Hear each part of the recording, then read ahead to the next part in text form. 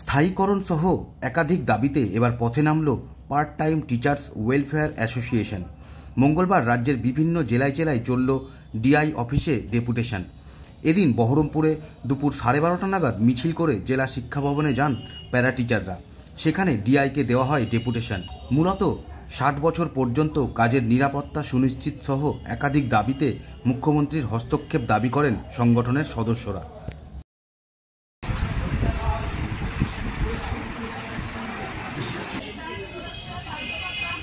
আমরা এখানে যতজন শিক্ষক শিক্ষিকা জমা হয়েছি, তো আমরা মুর্শিদাবাদ জেলার সবাই বিভিন্ন স্কুলে আমরা কর্মরত। কেউ আমরা 10 বছর, কেউ 12 বছর, কেউ 7 বছর, কেউ 4 বছর আমরা এইভাবে শিক্ষকতা করছি স্কুলে।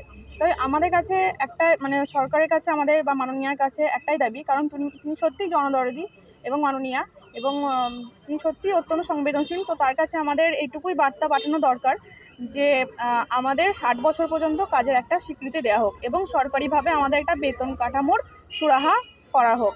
কারণ তিনি কলেজের যারা ছিলেন পার্ট টাইমার তাদেরকে তিনি পার্মানেন্ট করে দিয়েছেন, এবং যারা কম্পিউটার বিভাগে আছেন তাদেরকেও তিনি ব্যবস্থা করে দিয়েছেন। তো আমাদের এইটুকুই মাননীয়ার কাছে বক্তব্য বা বার্তা পাঠানো দরকার যে আমাদের যাতে 60 বছর পর্যন্ত কাজের স্বীকৃতিটা দেওয়া হোক। কেননা আমরা এখনও পর্যন্ত নবান্ন যাওয়া হয়েছে আমাদের, এবং বিভিন্ন মন্ত্রী নেতা তাদেরকেও স্মারকলিপি জমা দেওয়া হয়েছে এবং তাদের কাছেও বার্তা পাঠানো হয়েছে, এবং তারা আমাদেরকে আশ্বস্ত করেছেন, কিন্তু এখনও পর্যন্ত আমাদের কোনো সুরাহা করা হয়নি। তো আমরা সত্যিই খুব মর্মাহত সেই বিষয়ে। তো সেই জন্য আজকে আমরা এখানে এই মুর্শিদাবাদ জেলার ডিআই অফিসে আমরা ডেপুটেশন দিতে এসেছি, যাতে এই বার্তাটা পাঠাতে পারি যে মাননীয় আমাদের একটা সুরাহার ব্যবস্থা করুন। আমরা ম্যানেজিং কমিটির দ্বারা নিযুক্ত স্কুল শিক্ষক, আমরা পশ্চিমবঙ্গের বিভিন্ন জায়গায় প্রায় প্রত্যেকটা এইচএসসি সেকশানে আমরা নিয়োজিত হয়েছি। এখানে কমিটি দ্বারাই আমরা নিয়োগপ্রাপ্ত। দিদি কাছে আমরা বিভিন্নভাবে আমাদের বার্তা দেওয়ার চেষ্টা করেছি। আমাদের আজকেই গোটা পশ্চিমবঙ্গ জুড়ে প্রত্যেকটা ডিআই অফিসে আমাদের অভিযান শুরু হয়েছে। আমরা ডিআই অফিসে আমাদের ডেপুটেশন দিচ্ছি।